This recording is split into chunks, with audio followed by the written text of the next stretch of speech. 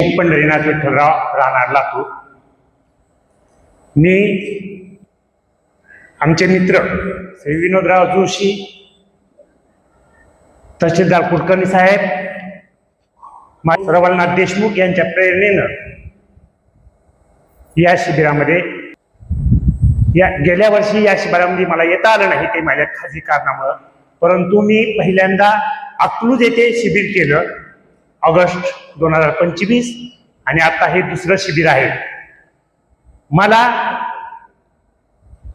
Sugar, BP, thyroid असा त्रास होता आणि 1 वर्षापासून प्रचंड गुडघेदुखीचा त्रास होता.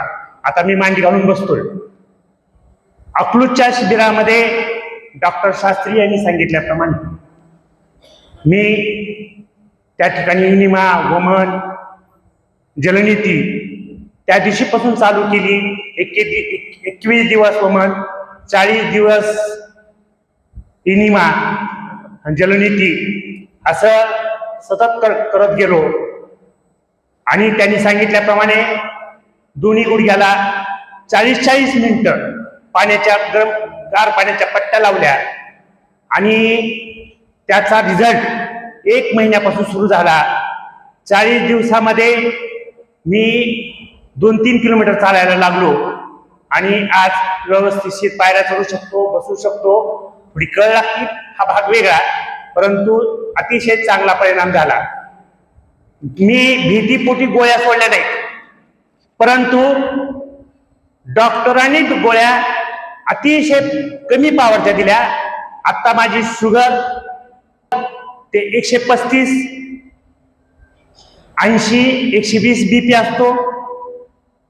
त्यांनी थायरॉइडची गोळी बंद केलेली आहे असा माझा वैयक्तिक अनुभव आहे. त्यांनी सांगितल्याप्रमाणे सर्व बाबींचं आचरण करतो आणि माझी सुद्धा इच्छा आहे की एकदा मेरठला या शिबिरात जाऊ.